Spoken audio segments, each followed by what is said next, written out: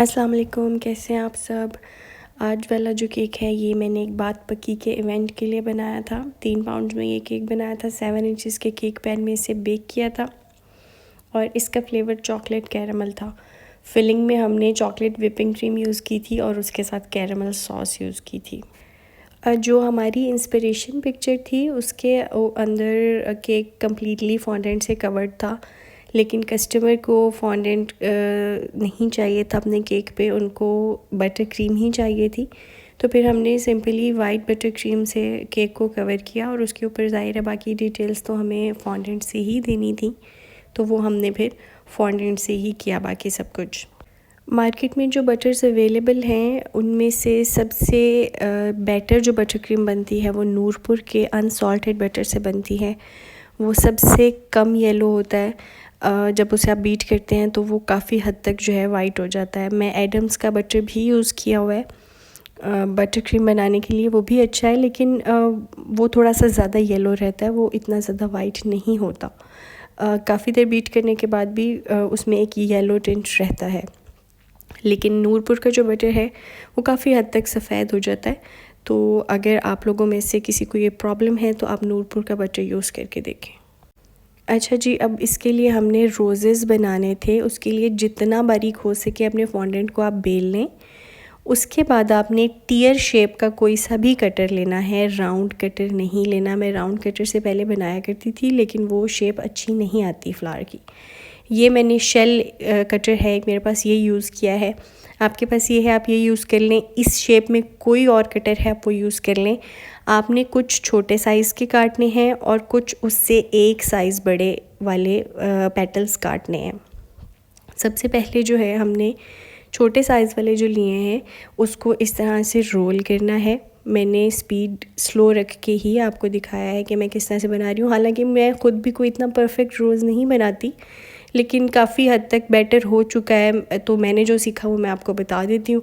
इस तरह से फिर उसको अपने पीछे की तरफ मोड़ देना है और फिर बिल्कुल उसके ऑपोजिट जो मोड़ा है ना आपने, उसके ऑपोजिट साइड पे दूसरा पेटल लगाना है और सेम उसी तरीके से उसको भी मोड़ के एक उसका कोना सा बना देना आपने, ठीक है। इसी तरह से आपने कंटिन्यू करना है। बस ये ख्याल रखना है कि जहाँ पे आपने उसको पीछे की तरफ बेंड करके आपने जो उसका कॉर्नर सा कोना सा बनाया है एग्जैक्टली उसके पीछे आपने दोबारा एक और पेटल लगा के उसको उस तरह से कोना नहीं बनाना। आपने उससे या तो ऑपोजिट साइड पे बनाते जाएं या उससे थोड़ा हट के बनाते जाएं, तो इंशाल्लाह आपका एक डिसेंट सा गुड लुकिंग रोज़ बन जाएगा। मैं भी इस पे वर्क कर रही हूँ, मुझे ख़ुद अभी बहुत ज़्यादा प्रैक्टिस की ज़रूरत है। ये शुगर फ्लावर्स पे बहुत सारे लोग बहुत अच्छे फ्लावर्स बनाते हैं, फॉन्डेंट से शुगर फ्लावर्स बहुत अच्छे बनाते हैं, तो मुझे भी सीखने की ज़रूरत है। हम साथ सीखेंगे इंशाल्लाह। नेक्स्ट अप केक के ऊपर हमने दुपट्टा बनाना था, तो उसकी प्लीट्स जो थी वो अलग-अलग स्ट्रिप्स कट के बनी हुई थी, तो उसी तरह से हम भी बनाएंगे। बिल्कुल बारीक फॉन्डेंट को रोल कर लेंगे और उसके बाद इसकी एक साइज़ की मैंने 4 स्ट्रिप्स कट की थी। आपके पास अगर रिबन कटर है, बहुत सारे लोगों के पास रिबन कटर होता है, लेकिन मैंने नहीं ख़रीदा हुआ, मैं हाथ से कट कर लेती हूँ। तो अगर वो है तो वो यूज़ कर लें, ज़्यादा आसान हो जाएगा। अगर नहीं है तो इसी तरह से यूज़ कर लें, आप हाथ से फ्री हैंड कटिंग कर लें। अगर आपको उसमें थोड़ा कोई प्रॉब्लम आता है तो फिर आप स्केल भी यूज़ कर सकती हैं। स्केल रख के जिस तरह से हम लाइन लगाते हैं उसी तरह से उसके साथ साथ आप कटिंग कर लें। अच्छा जी, अब इसको इसके ऊपर ड्रेप करना है। हमने सारा बिल्कुल स्ट्रेट नहीं रखना, दरमियान से हमने इस तरह से करना है जैसे वो उसको दरमियान से हमने इकट्ठा किया हुआ है ना दुपट्टे को, उस तरह से आपने दरमियान से उसको थोड़ा सा बेंड करके अंदर की तरफ रखना है। इस तरह से वो एक क्योंकि हमने दरमियान में रोज़ेज़ लगाने हैं तो वो देखने में अच्छा लगेगा। अगर बिल्कुल ही स्ट्रेट रख देंगे तो वो इतना अच्छा नहीं लगेगा। ये डिज़ाइन देखने में तो बहुत ही सिंपल है, लेकिन इसमें छोटी छोटी डिटेल्स थी जो बहुत ज़्यादा टाइम टेकिंग होती हैं। अब ये दुपट्टा तो बन गया, अब जो इसके साइड्स पे हमने लेस लगानी थी उसमें भी इतना सारा टाइम लगा। अब ये इसकी लेस बनाएंगे हम। कुछ लोग तो वो सिलिकॉन मोल्ड्स के बॉर्डर्स यूज़ कर लेते हैं, लेकिन ये अब इस तरह से उनको नहीं चाहिए था, उनको यही झालर वाले तरीके का स्टाइल यही चाहिए था। तो इसके लिए पहले फॉन्डेंट को आपने रोल करना है, उसके बाद फिर एग्जैक्टो नाइफ से एक एक कट लगा के ये पूरी लेस बनेगी। तो अब क्योंकि कस्टमर को चाहिए तो हमने तो बनाना ही है, तो इस तरह से पहले मैंने इसको कट कर लिया अपने डिज़ायर्ड साइज़ में, और उसके बाद इस तरह से इसके साथ साथ छोटे छोटे कट्स लगा लिए। कट्स लगाने के बाद मैंने इसको मज़ीद ऊपर से ट्रिम किया था, क्योंकि ऊपर काफ़ी ज़्यादा स्पेस बच रहा था और वो देखने में अच्छा नहीं लग रहा था। तो बस मैंने इतना सा ही बाकी रहने दिया, जिससे वो ये जो हमने लेस बनाई है ये जुड़ी रहे, टूटे नहीं, और बाकी मैंने सारा एक्स्ट्रा फॉन्डेंट जो था वो कट कर दिया था। इसके बाद हमने इसको वाइट कलर भी गोल्डन कलर करना था।